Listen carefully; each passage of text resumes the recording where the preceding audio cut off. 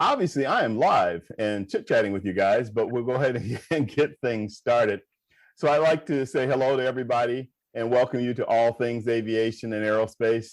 I'm Vince Mickens with the Private Air Media Group. Today, I am hanging out with some world-class group of corporate flight attendants, corporate and contract flight attendants, who have literally traveled the world. And as a matter of fact, as we speak, one of them is over in Dublin, Ireland. One of them I've known for a number of years. The others I feel like I've known for a long time, even though we've just met. So it's really great to have all of you on the show. And then there's a young lady that has joined us from Johannesburg, South Africa.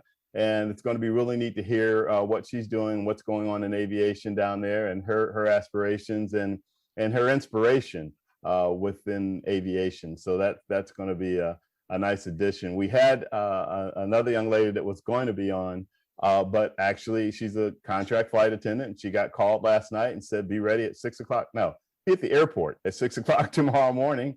We got to go.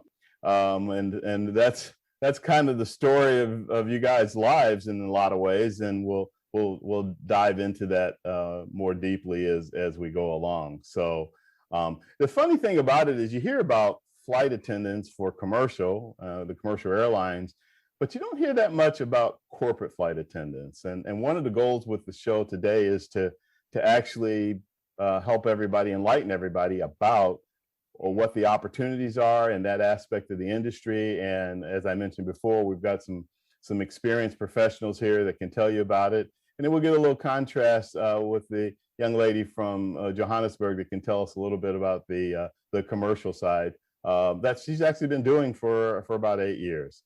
So let me go ahead and introduce everybody, and then we'll kind of get things started here. Tamara Collum.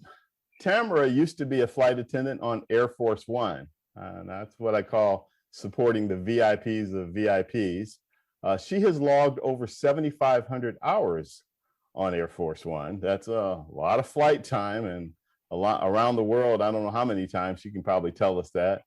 Tamara rose to the distinguished rank of United States Air Force Master Sergeant before she retired.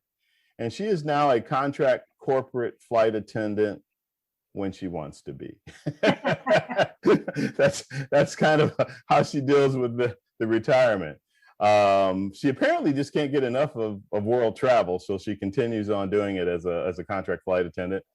Tamara is also a certified international business and etiquette consultant, and she is certified in crew resource management, which she'll talk a little bit more about.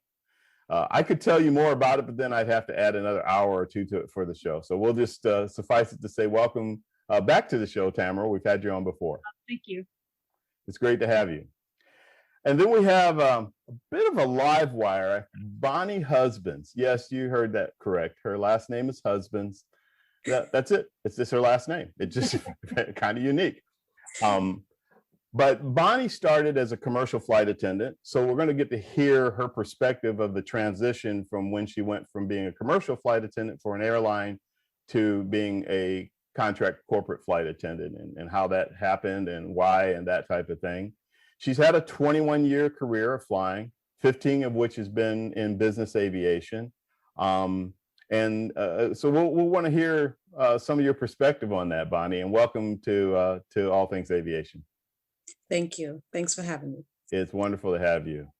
Also, bright-eyed and bushy-tailed on this Thursday morning is Lesley. And Lesley, I forgot how to ask you how to pronounce your last name. Everybody that's been watching this show for the last 6 months knows that I can really fumble on people's names sometimes. Is it Revuelto? Revuelto. Revuelto. Should have asked you that before the show. Lesley Revuelto started her flight attendant career on an airline. Yep, wait for it, Pan Am. She's an original. Yes, Pan American World Airways.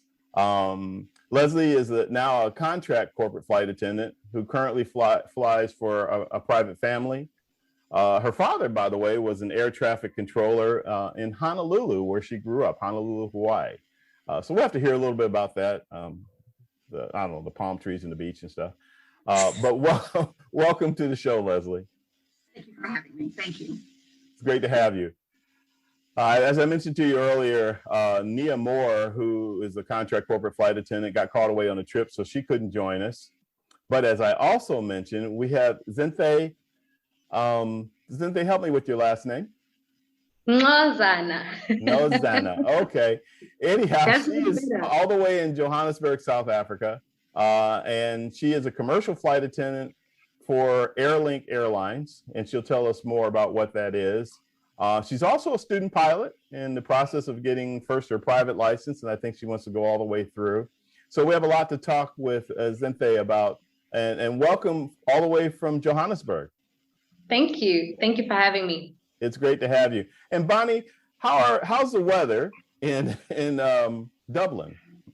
It is gorgeous. It's almost 60 degrees Fahrenheit outside and sunny. Okay. So Well, it's rainy and stuff here, so never mind. 60 and sunny, Vince, remember? 60s? Yeah.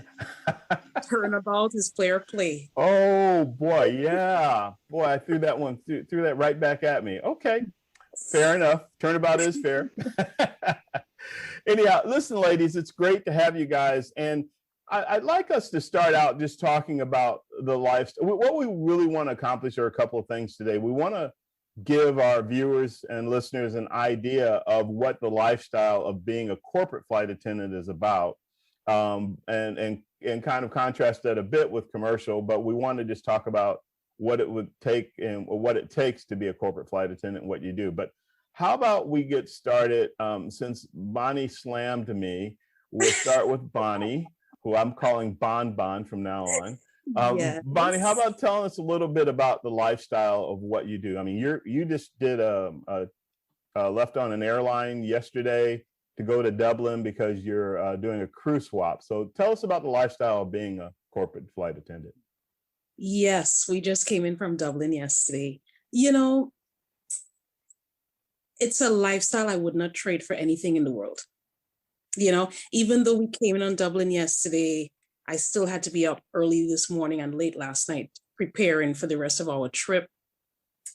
It's just something, that rush that we live for, right? What does that mean? So for those who've never done anything like this, what does it mean to do a crew swap, and what kind of preparation do you actually do? So when you fly on a regular airline, the crew normally will have bunks to rest, right? On the longer trips, on the longer legs. In our instance, in corporate aviation, we airline over into the city, spend a couple of days, and that's part of our rest and, preparation. And when that plane, for example, I'm in Ireland, when the plane comes to Ireland, I take over from the other flight attendant and I continue on. With regards to preparation, I have been in touch with the other flight attendant before I airline from since last week and even week before, because this is an interesting trip that I'm on. We're going on to the Seychelles, and we're traveling onto the Seychelles during COVID time. So there's a lot of preps with regards to making sure we have our tests done in time, coordinating catering together, even coordinating with the pilots, So all that is part of the preparation. And this morning, I'm up at 2 a.m. talking with her, texting, email, because I'm coordinating now that it's coming down to the swap in a day from now. So it's definitely part of the prep. Yeah, so you have the combination of the challenges with it and the workload that you have, but also you're going to Seychelles. I mean, come on. And this is why I said this is the rush, because it's a lot of let's get it done. But when we get there, now it's a sigh of relief. It's done, and like magic, we make it happen. I'm sure all these ladies in the panel know, even though we have different backgrounds, it can be interesting when we're planning and getting things done, even if it's for ourselves.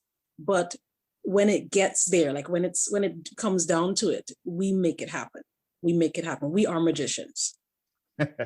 Yeah. So let me shift a little bit, and I'll go to Lesley. Lesley, you started on the airline side. and you chose to, at some point, transition to private flying, and you've been doing that ever since. How'd that come about? I actually flew for a couple of airlines, Pan Am and Northwest, and I decided to leave Northwest Airlines. I wasn't sure what I was going to do, and it was through my connections with Pan Am that I ended up doing contract work for Saudi for about 5 years in the Middle East. And when I decided to come home, I ended up getting on with a fractional as well as an oil company. So I ended up kind of going a circular route and ended up with fractional aviation for about 15 years. I flew for both FlexJet and NetJets on their 91K programs. And when I decided that was time to move on, then I got on with a department store. So I've gone through various 135, 91, 91K, 121 FAA operations. And so to be able to see the differences between all those has been a very interesting challenge. And right now I fly straight 91 operations for a family. Yeah, so tell us a little bit more about the difference between being a corporate flight attendant versus being airline. There's some obvious things, but there's some things, what drew you to it? And yeah, just give us a little bit more insight about that from your perspective, please. I had no idea when I first started that there were actually flight attendants on the smaller aircraft. And what drew me to that was the unpredictability, I guess, of the schedule. With an airline, you know your schedule a month in advance, you know pretty much the crew you're going to fly with and where you're going. With corporate aviation, you basically pack for winter weather, summer weather, and everything in between. And when you're flying with a fractional, you have a schedule as far as you have 7 days on and 7 days off. And during that 7-day period, you have no idea where you're going. With an airline, you know exactly your routing and when you're going to come home. With fractional, it's anybody's gamut. And that's the fun part of it. And like it's that rush where you have no idea where you're going. 1 minute you can be, in the mountains, next minute you're on the beach. And you sort of get addicted to that craziness. And, next minute you're in Hong Kong having lunch. And, 2 days later, you're back in Dallas, waking up, figuring out where you are. And are you actually in your bed or are you, Well, exactly. And one of the things that I've seen in the industry about that, with what you guys do and from a pilot's perspective, is that you can be on a trip that's only going to be a day or two, or it could extend for a week or two. And I think that's what you're alluding to, is that you literally could fly to Europe and think, okay, we're going to fly there and we're going to fly back and we're done. And then if it's, particularly if it's a business trip, something comes up and they say, hey, while we're over in Europe, let's go over to wherever. And then while we're there, let's go over to wherever. And then before you know it, you're coming back, 10 or 12 days later on that trip. So there are a lot of people like you guys that like that. And there are a lot who would say, wow, I don't know if I want to be at such a kind of a beck and call type of a situation, but you obviously like it. And this question is really going to go to all of you, but I'll continue with you for a second, Lesley. Okay. The difference between being a contract flight attendant and being on staff. You've done both. You were on a corporate staff. You were, if I'm hearing you correctly, you were on staff at like FlexJet. Yeah, because you said 7 days off, 7 days on, and that type of thing. So what's your take on the difference, and why are you comfortable with where you are now as a contract? As a contract flight attendant, it is a full-time job looking for part-time work. It is a constant hustle to find out when your next job is. So while some people like that, I on the other hand like a steady paycheck coming in, and that's why I was happy to find a full-time position with the family that I'm flying for right now. So contract, while it's exciting and there are a lot of different opportunities available for you, it is very hard work to get something steady. And as a contractor, I was lucky to have about 5 companies that I would contract for. And if each one gave me a trip or two a month, I was very happy. With a family now, I'm basically on their schedule. And I am full-time. I have benefits and a paycheck every 2 weeks. So that's kind of nice for me. Is it still unexpected though, in terms of, do they, do you get the call saying, hey, tomorrow morning we need to go to wherever? At times you can, yes. So with contract, you basically didn't say no because you never knew if you were going to be called back again. With the family, we know pretty much in advance our schedule, although we do have the opportunity for trips that pop up where we have to be ready in the next day or so. But that's one thing with contract. You definitely have your suitcase packed all the time because you never know when that trip call is going to come in. Because as a contractor, you're usually covering somebody who can't do a trip or who's sick or they need somebody right away. Whereas with me now, I'm the full-time flight attendant. I know my schedule a week or two in advance. Yeah.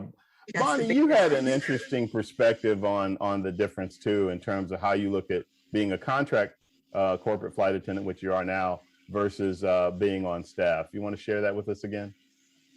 Yes. For me, when I started coming from the airlines, I thought the first thing, you just become full-time and that's it. But I was sadly mistaken. Obviously, you have to network, you have to build yourself.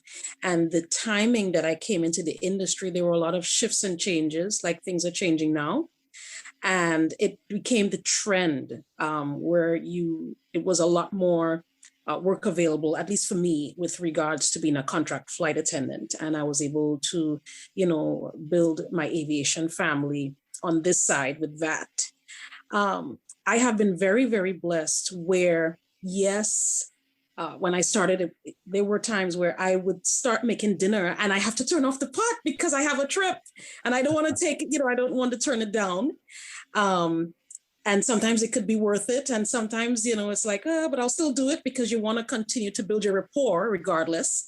But I have been very, very fortunate now where some of the people that I do contract for, like this trip that I'm on, I know well in advance what we're doing.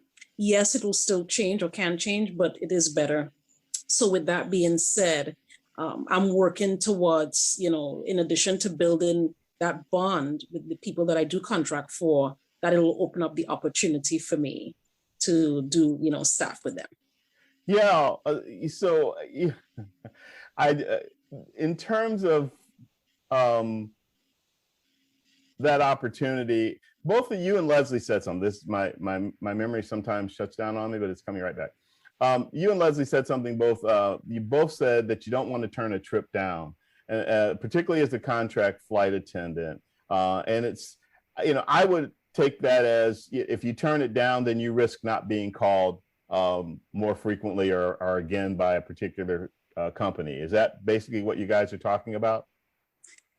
Yes. Straight up. Did you want to expound on that at all? Either one of you. You want to be known as being dependable and someone that they can rely on. And they're opening the door and giving you an opportunity to do the trip. So you absolutely want to take it. You don't want to become known in your small area. So I'm in the Dallas-Fort Worth area of someone who they can't count on. And so it's really important that you say yes to all the trips. And also, it's something that you don't want to, I joke around and say, you don't want to have a personal life. So if somebody calls you, maybe I have a few days off, but I'm unavailable. Because they want to know that if you can't fly for them, you're actually, occupied with somebody else, which makes you more desirable in the area as well. And so that's kind of one thing that you want to be dependable, and you want to be somebody that they know that they can pick up the phone and call unless you have, another trip that you're not available for. It's really important to not be the one that's turning down all these trips, because the patient will follow you. I'd like to add to this, especially as contracting. And the key thing is, when you're first starting out coming into the corporate world, is yes, you're going to have to say yes to a lot of trips because you have to build up your reputation. But you also start with a small core of flight attendants, and Bonnie and Lesley and I can all pretend we help each other. If I'm not available, I'm going to recommend someone to help you out. And that's the key. We recommend each other and many other corporate flight attendants out there. and that's part of our networking. So you're a close-knit community. Yes, because I can't help you out, but I can recommend someone that I trust that can help that flight department out. So I'm not totally going too bad. But as you build up your reputation, and you'll hear a lot of flight departments say, the good flight attendants are never available because we're either flying or because it does become addicting and you never want to say no. But sometimes you have to go, okay, I have to go to this wedding. I have to go to this event. I can't keep, I've got to take that one day because I promised I would do this for, whatever reason that you have. So sometimes you will have to say no, but when you're first starting out, you have to say yes. So speaking of on demand and all those, oh, I'm sorry. Did somebody want to chime in? I was going to say something. Tamara brought up a good point about that's part of getting into the industry is the networking aspect of it. And it's really important to build your core group of people that you get to know, whether it's your mentor or other flight attendants, because they are the ones that will help you further your career along. And it may not be something that happens right away. It may be a relationship. Like I've known Tamara for years, and it's something that builds over time where you build trust and you build a friendship that I know that how Tamara works and I'm willing to recommend her. So that's all part of getting into the industry is your importance in networking and finding people that you trust and that trust you with your work ethic and your availability to be on call. Oh, thank you for adding that in. I was just going to ask Tamara to tell us a little bit about the on-demand factors and as being when she was a flight attendant on Air Force One. That's one heck of a career and one heck of a demand in terms of they run a pretty strict. Well, you tell us about it in terms of how that came about and what you do. So in the Air Force, all your blue and whites that you'll see on the TV and stuff, they support everything from your 4-star generals, your admirals, senators, Congress, vice president, first lady, and the president. So you have Gulfstreams, Boeing aircraft, and we go through 6 months of training. They cook, they shop, they create the menus. And when I first started, I'm like, I'm cooking for how many people? I just left college eating top ramen for years. So, and how many dishes do I wash? So I have anybody who, you're on your feet for 15-hour days, especially campaign season, those flight attendants, they're working hard. And you also have to know what they're pretty strict about the diet, so to speak, or what their preference is food-wise. So it's a lot of security. The reason everything's shopped for is security purposes, cost, because it's, tax money. Everyone has to kind of pay for their meals. So primarily for the security, we'll go self-contained when we go overseas. We don't shop on the road, minimal if we had to. We'd go through an embassy. But yes, there are a lot of diets, like everything else in the corporate world. You'll have certain diets and you have to work with those situations. So it was a very, that's a big operation you did while you were in the Air Force. When you did that for so many years, I think 7,500 hours of flying all over the world with all kinds of different VIP slant dignitaries, et cetera, and so forth. How did you transition from that to after you retired, still wanting to be a contract flight attendant? How did that happen? Well, when I first wanted to get out at 10 years, I knew nothing about the corporate world. And none of my colleagues, pilots, nobody knew about the corporate world.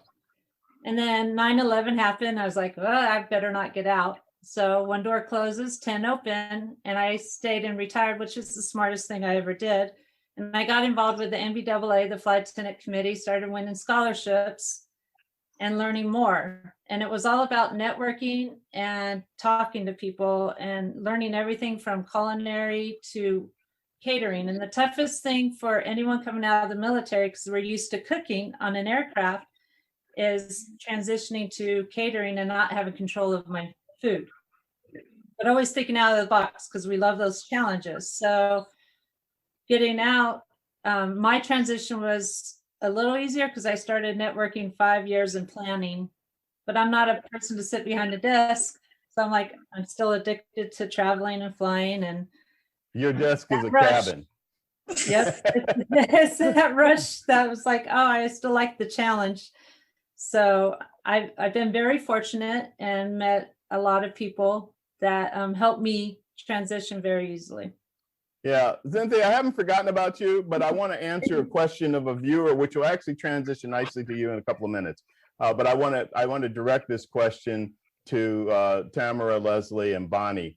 So one of the viewers is asking, how do you determine in terms of becoming a corporate flight attendant? So again, if you have had airline experience or not, and you just decide you're in school or you're just finishing school, things have been a little different the last year or so, and you're thinking about, I never thought about being a corporate flight attendant. So what type of recommendations do you have for two things? This is what the viewer is asking. One has in terms of choosing the training that you need and where you do that training, and the other is finding a mentor, somebody, and I know this speaks to your heart, Tamara, but finding a mentor to kind of guide you through the career of becoming a corporate flight attendant. And Tamara, since we're on you, I'll start with you first. Well, I won't ever say, I said all training is good training. Even the bad training, I won't say you'll always learn something, but you want to take the training that flight departments recognize as valuable that they use. So it has to be recognized through all flight departments, MBAA, and FAA. So with that, so do your research and then ask your questions like you are here. So your major training companies out there, call Jet Aviation, call your in-flight crew connections, ask them what they're accepting. And Solaris, all the find out what they're recognizing so that you get the kind of training. But there are some that are kind of known out there. I know Da Vinci's one. I know that flight safety is known for their safety training. I don't know if there's somebody for if you want to get your private chef certification or things like that. Can you enlighten us about that a bit? Yep. So you're going to need your emergency training. That's an FAA requirement. Yeah. Well, not technically, but to be signed up with any of the management companies like Jet Aviation, Jet Professionals, or anything like that, you're going to be required to have that. Are you talking first aid, like how to CPR and how to use a defibrillator and things like that? There, yes. Okay. Those are going to be your requirements. Anything in additional, and it's the key to setting yourself apart. Having your resume set yourself apart, and having a one-page resume to set yourself apart. Any additional culinary training, protocol, etiquette, anything you can add to it that will set yourself apart. Languages, anything will help you out. Having all your passports, any visas, anything like that added to it. Sure.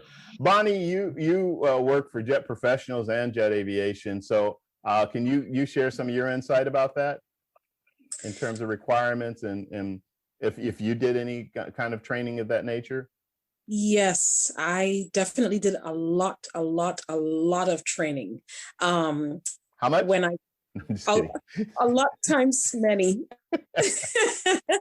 When I first started coming in the business, making the transition into corporate aviation, they're no longer around in the US, but Private Air, they had Jeff here.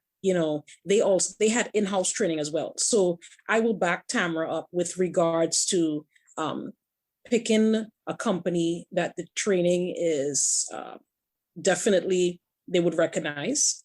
And some of these companies, when they bring you on as a contract flight attendant, they also offer their own in-house training.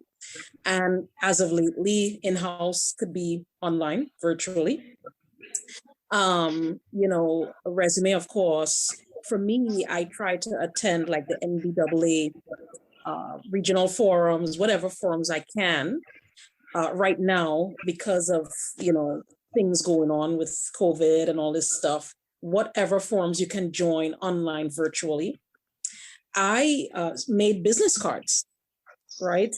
So when I met people, also nice if I go to meet people, yes, I'll have my resume, but I always have my business card because unlike the airlines, you know, I didn't have to walk with a business card to hand out to people and all this kind of stuff. So definitely that training is very important.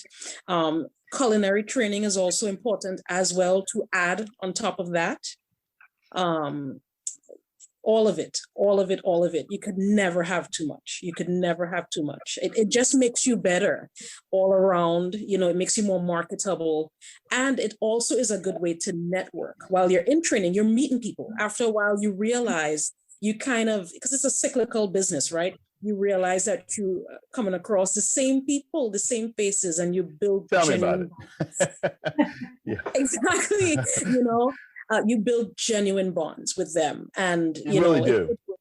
It will lead to something. Absolutely, you really do. And we are a small industry. I mean, relatively speaking. And so, if you go to enough of the events on a regular basis, you know, particularly like when I worked at NBAA and before that AOPA, it was like, oh, hi, Vince, you're here too. And oh, hi, Vince, you're here too. And that type of thing. So it does. But that actually pays off. Before I go to Zinthe, Lesley, you came from a lot of experience in the airline industry. And with that experience, did you still have to do any training when you started working in the private sector? Absolutely. The emergency and evacuations training is different from a commercial carrier to a private aircraft. So that is absolute given. I'll back everybody else. Yes, you need something that is recognized in the industry. But what is different from commercial to private is that we're also look at it more as creating a party or an event on an aircraft. So everything you do to plan a party at home, you plan on an airplane, whether that's 2 or 3 days in advance, planning the menu, going shopping, then decorating the airplane. For each of the different holidays, we set a theme and you set the ambience on, then you throw the party, then you clean up, and then you're on the ground. And you're doing all this within about a 2-hour period. Yeah. So the skills that you gain, whether you're a food server or in customer service, can be translated into this industry. And that's one thing on your resume. Look for more of a skills-based resume instead of a job position, because you know, waiting tables and being able to read people and recognize different situations is really important on a corporate aircraft. So a lot of it is event planning and party throwing, and as well as being able to evacuate an airplane. And a lot of that training, I hope to never use those skills. Most of the skills I use are as in presentation and service. My emergency skills are there, but I hope never to have to use them. Yeah, knock on wood. Got you. I think that's a great point that you're making, though, about the difference between being an airline flight attendant and a corporate flight attendant in all of the planning and all the things. So in one respect, and that is in particular, you just don't walk on the plane and start serving or start taking care of your passengers. You really are intricately involved in the trip, the planning, what's needed, the food, who it's for, what their preferences are, all those type of things. And I'll throw in that we haven't talked about yet, and Zinthe's like, he's never going to get to me. He's never going to get to me. Is the connectivity, the technology that's now on there that you guys have to be familiar with too, because even though the pilot may be able to do a reset on the system, if the pilots don't have time to actually sit with the passenger and show them how to use something or whatever the case may be. And of course, we're past the point now where we hardly need sat phones anymore, which used to be on private aircraft, because now you can use your cell phone, you can text, you can email, et cetera, and so forth. But I don't want to digress too far with that, because I do want to go to Zinthe, who is in Johannesburg, South Africa, and was kind enough to join us on short notice this morning. Zinthe, again, welcome to the program. And you bring some unique perspective. So let's do this first. So you're currently, and have been for I think 8 years, a flight attendant for a South African airline there called Airlink. Yes. Yes. So why don't you tell us first of all how you even got into aviation? Because aviation is still something that's growing in South Africa. It's kind of growing leaps and bounds these days, but there's a lot of excitement about it. I love your enthusiasm about it. So tell us a little bit about your background, where you're from, and how you got into aviation. Well, how I got into aviation, so I used to work for a driving school, and we used to hand out pamphlets to people to join the driving school and obviously do their driver's license with that particular driving school. And where this driving school was stationed, you could see the aircrafts landing, coming in for landing or taking off. And I remember one day saying to one of my colleagues at the time that one day I want to work, I'm going to work in one of those. And it was so funny because life was so bleak. I didn't even know how that was gonna happen. I didn't know anything about aviation at all. I've never seen a flight attendant. I've never been on a plane before. So it was just bleak to even dream of ever working inside an aircraft, but just seeing it taking off, I just had this thing inside of me where I was like, I want to work in one of those. Later on that year, they were recruiting. I don't know, before that, I bumped into my high school maths teacher and he had asked me what I was doing. And I said, I'm a flight attendant. He's like, oh, wow, really? With who? And I said, with Airlink. And I was jobless. But you were not a flight attendant yet. So you were imagining that you were going to be one. Hey? I said, you were imagining that you were going to be one.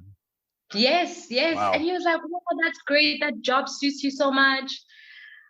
Few months down the line after bumping into him, Airlink was recruiting and I sent through my CV. Following year, 2013, they called me. I remember it was on the 4th of January. It was a private number. And you know, people generally don't answer private calls. And I answered, it was this lady and she said, I'm calling from Airlink, would like to invite you for our cabin crew intake.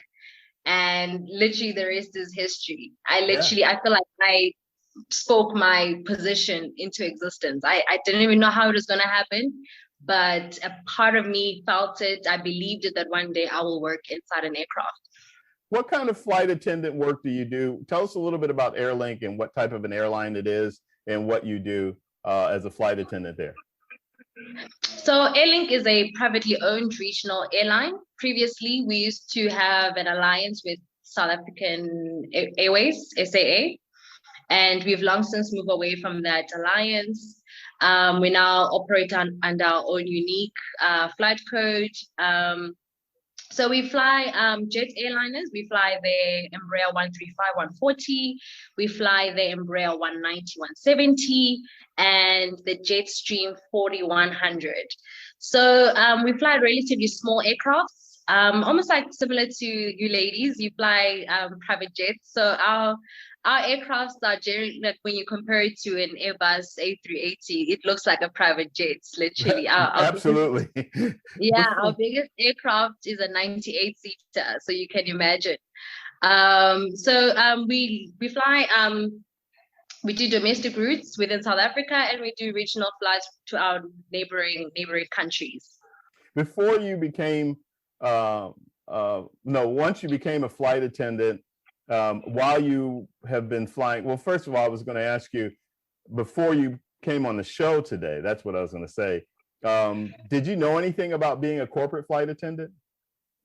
Yes, I did, but it's not something that it was something that I was interested in. I've always wanted to fly commercial, and I've always wanted to end up in the flight deck, hence pursuing my pilot license. Right. So you're in flight training. When did you decide in the last 8 years of being a flight attendant that you should also get your private license and maybe move on all the way through all the licenses? I've always wanted to be a pilot. I think from day one of being a flight attendant, I always knew that my natural career progression would be to end up in the flight deck. How it started manifesting in reality, that was about 2 years ago. Okay. And do you think it's helped you, or it's been helpful for you to work as a flight attendant prior to when you may eventually one day, or will eventually one day become a professional pilot? Absolutely. Being a flight attendant is something I'll definitely never trade for anything. It builds character, it builds resilience, it builds situational awareness, it builds great people skills, really. Honestly, being a flight attendant is the most fulfilling job anybody could ever do. It builds character. In terms of what it equips you, in terms of what happens in the flight deck, I wouldn't really say it being a flight attendant prepares you greatly for that, but it's nice. It's nice. Yeah, as you said, situational awareness, et cetera, in the cabin. You know, and talking about the relationship with the pilots and that type of thing, Tamara, we've had a couple of discussions about that. I'm sure all three of you, all four of you, but I'm really speaking to the three of you that have been doing this for a very long time in the private sector. Starting with you, Tamara, you brought up that it was very important, the relationship that you have with the pilots and how that can affect a flight and what you do in terms of supporting your passengers. Oh, yes. We were talking, and a lot of times it's confidence. You know, walking on board that aircraft, if you don't come in with confidence, you know, a lot of times some pilots aren't used to flying with flight attendants. So we do everything. But if you walk in with confidence, showing them, I know what I'm doing, they're going to have faith in you and they're going to communicate better with you. But you also have to communicate with them too on all aspects of the flight, because we are the face. When that door closes, they don't know what's going on back there. We are that face, and we've got to let them know, hey, this is what's going on back here. And if we're smiling, passengers are smiling. If we're in a bad mood, everyone's in a bad mood, and that includes the pilots.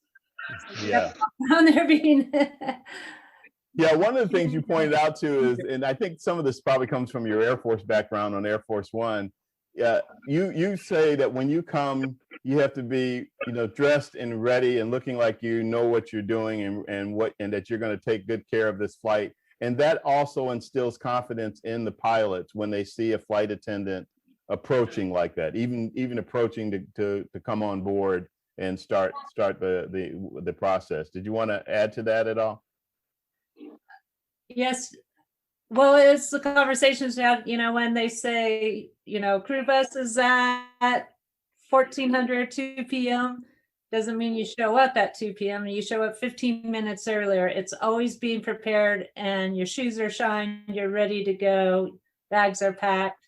It's that professionalism that you always are ready to, you always assess will make you go further in this career field.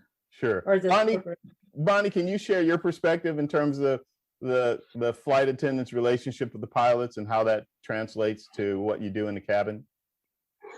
It's really a camaraderie, a genuine camaraderie. It's a synergy.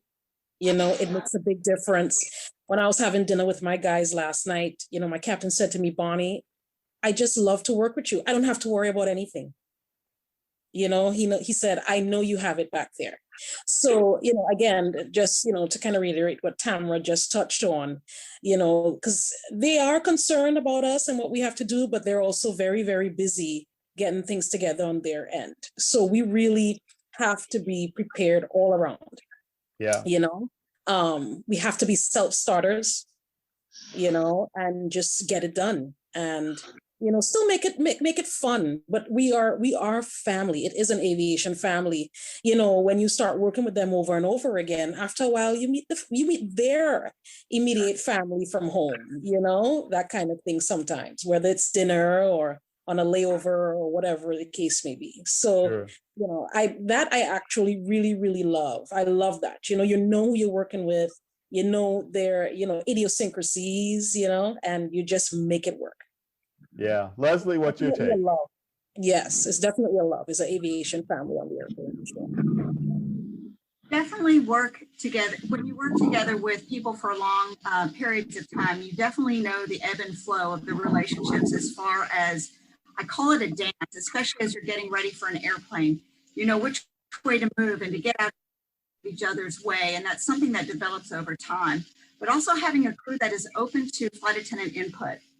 I'm with a relatively new crew to aircraft. I have been on Gulfstreams for about 15 years. My pilots have been on Gulfstreams for about 2. And the fact that they're very open to my input as far as smells, sounds in the back of the airplane. I'm the one who hear that. Being up forward, they don't hear that in the flight deck. And the fact that they are open to my comments or when I make a suggestion, having crew that is open to that and recognizing that, while yes, I'm a flight attendant, I have much more experience in the back of an airplane than they are. And that's really important to have that go both ways and for them to be open and respect your opinions and your experience. Yeah, you guys have talked about planning and preparation a lot during this webcast. And one of the things that I think, well, for one thing, I've gotten a couple of viewers that I guess we hit a nerve when I said knowing the technology aspect. So in terms of knowing, you guys fly on a variety of different aircraft. I know that Tamara has flown on a half a dozen or more different type of aircraft. I'm sure you have too, between the corporate flight department and the FlexJet and everybody you've worked for. Bonnie, the same thing. What do you guys do do you do anything, or should a flight attendant be doing things to be familiar with a particular aircraft?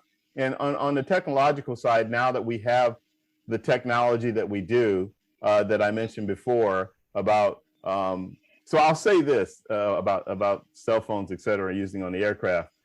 I've talked to corporate flight departments, like Fortune 500 corporate flight departments, that say they can do a halfway around the world trip flawlessly with no problems, except they dropped internet for 20 minutes or a half hour sometime during the trip. And that's the only thing they'll hear about when they get back is, hey, why did I lose? I was in the middle of a conference call, or I was in the middle of whatever, and we lost the signal for 30 minutes. Why was that? And there's a bunch of reasons you could name, but that's technology. Connectivity seems to be at the forefront of things now in terms of private air travel. Absolutely. I mean, if you think about that as if I'm flying for a family, it's their living room. If I'm flying for an executive, that's their office. And they're able to conduct business in the airplane that they may not be able to do, whether it's secret meetings or having business talks with people that they wouldn't necessarily be able to if they were on the ground. So not being able to have their internet connection or being able to make those calls is really important. There are different apps that you can download on your phone to check the strength of your internet and wireless connection. So there are tools that we have, but overall, it's the system of the aircraft. And depending on where you're flying in the world, you're going to have limited connectivity. And of course, the aircraft and what it's capable of.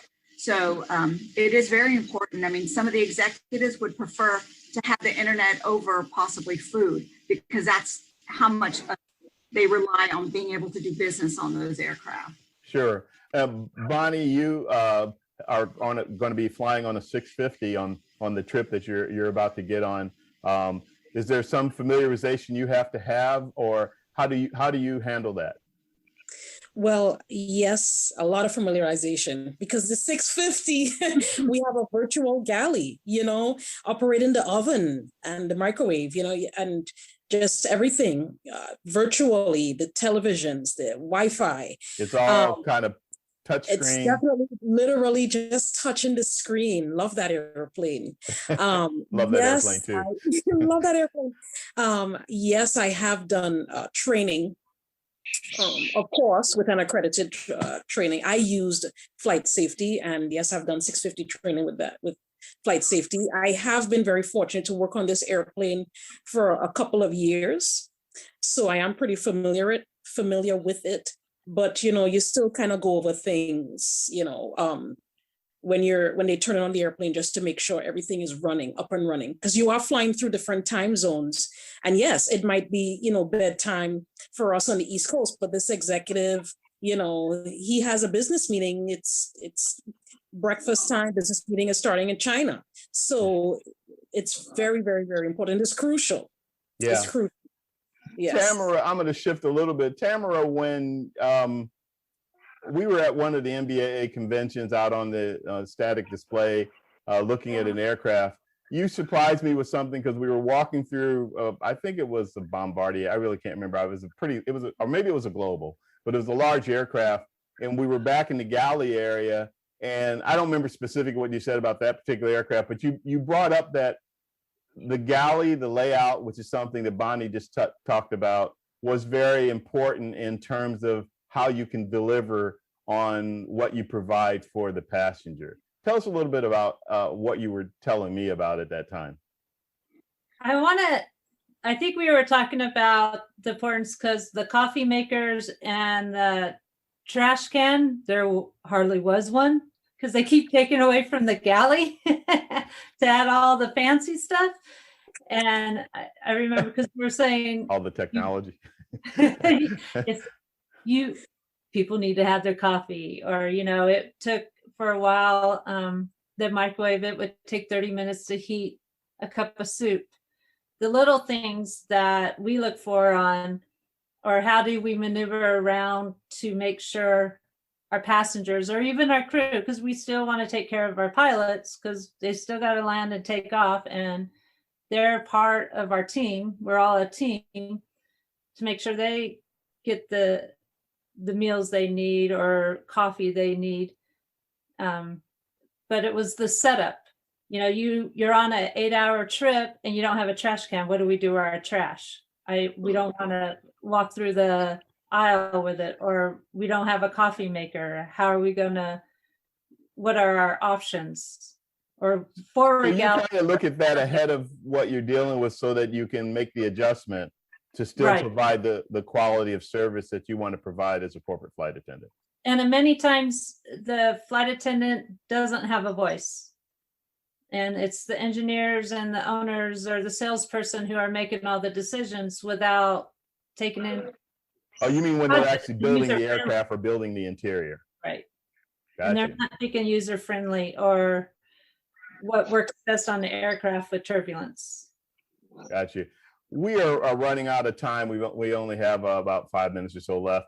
And I wanted to, as we wrap up, and I'll start with you, Zenthe, you said something very interesting to me pre-show when we were talking earlier this morning, that you believe in mentoring and inspiring. You think it's very important. You know what you went through to get where you currently are and where you're going. And so you have very strong feelings about that. And I wonder if you could expand on that a little bit and tell us your thoughts about mentoring and about inspiring the next generation, which, by the way, you look like the next generation, but we found out you're a little older than we thought. Paying it forward to the next girl child, boy child is something that is very close to my heart. South Africa in general is a developing continent. It's a third world country. So a lot of aviation generally is something that is not accessible to a lot of particularly Black children in Africa. It's something you don't dream about. Your brain just does not even connect. Mm. So for me, it's a sector that I want to take back to the Black child more than anything. I want to empower the Black child and show them that you can be more than just a nurse. You can be more than just a teacher. There's nothing wrong about those professions, just by the way. We all need teachers, we all need nurses, but it's just, they dream so small, and it's just a sector that I want to just take back to the Black child more than anything. Sure. Speaking of mentoring, there's a young lady down there that you have high regard for. We were talking about her earlier, and which is interesting because you've already done quite a bit in your career, but you still consider her somebody that you would like to mentor you and that you look up to. You want to tell us briefly, we're running out of time, but just tell us real quick about her name and what she does. for you? Revuelto Ledwaba, her story resonates so much with mine. She started off as a flight attendant, and one of her pilots told her, or encouraged her rather, to actually pursue her pilot license. She was the first Black female helicopter pilot in the South African police force. Right. So, so my story resonates so much with hers. I see so much of myself in her. She embodies everything I want to become. And she is, and she has her own foundation that empowers women in aviation. So she's me, basically. She's Cool. me. Lesley, Bonnie, and Tamara, before you guys give some closing inspirational remarks, I had a viewer that asked a pretty simple question, but I wanted to see if any of you wanted to chime in for this viewer's sake. So she's an aspiring flight attendant, so she's very interested in what she's been hearing on the show today. But her one question is, in talking about knowing about being a chef or having that experience with knowing how to provide food service or to cook, she wants to know, where could she learn more about that, and how important is that as part of the responsibility of being a corporate flight attendant? Start off with that. The position has shifted in the past 10 years, where I think there is more of a focus on culinary skills. There's all types of training out there, but if you can't afford training, there's YouTube, there's Pinterest. You can practice at home. I never serve a meal at home without food presentation, and it's sort of just working on your skills. Find local restaurants and stores that will take you on and do, whether it's a free internship, or maybe you can just shadow a chef at some point, or like I said, Pinterest. I've learned a lot of things off of Pinterest, and I'm self-taught in many ways. So that's a place to start. You don't have to put a lot of money into school if you can find the avenues, and look for local chapters, local flight attendants that can help mentor you. Facebook is a great source of community events that you can possibly get involved with. And that's one way of getting into the industry before you actually start flying. Gotcha. Tamara, you want to have anything to add to that? Lesley, she has a lot of great presentations she puts on Facebook and shares her inspirations. And I also say, practice at home, put time limits on yourself. Invite your friends over as if you're serving on an aircraft, and limit your space. Give yourself a very small galley and cook for all of them, serve them, and give them drinks, and just practice. I would take recipes and just practice them. And then when I got on the aircraft, I was like, okay, I got this. And ask questions. Always ask everyone a question if you have it. Sure. Bonnie? I would say many avenues. When I did my training with flight safety, I remembered, I think it was done at Kachasa Corporate School of Etiquette. They were teaching, culinary stuff there. I started networking with the caterers in the area because I'm in the New York, New Jersey area. I started, reaching out with Rudy's and, so my local caterers, sometimes they will allow you to come into their kitchen, or sometimes they will even set up specific days where you can come in and do catering stuff with them. I have worked with a caterer in London on air dining, and, I join their sites as well online, virtually, whether it's Facebook or whatever platform they have. They even post dates, because I don't know where this person is located. They even post dates in the UK, like when they will allow, flight attendants and crew members and stuff to come in and practice. And even, of course, the fun part is to taste what you tried, what you made, right? And again, this is all part of the networking. So I've done a little bit of that. I remembered when I started, I always loved food and to cook anyway. So I'm looking at the Food Network and Travel Channel. And, I used to watch all of that and just continue to practice. I'm from Trinidad, so I could cook my local food, but then I started practicing preparing meals, that are not indigenous to where I'm from, but, still tasty with that flair. And I just do all of that on the airplane now. But yes, there are many different avenues that you can take. Yeah. Thank you, ladies, for all of that. Those are I great add advice. one more thing. Yes, you may. Scholarships, women of corporate aviation and women of international aviation. And this is for you, Sinway and NBAA. They give out scholarships every year. And that's another way to help pay for all your training. It really is. I'm glad you brought that up. It comes up on just about every program. The thing I always say about the scholarships is there are a lot of them out there and they're not always pursued.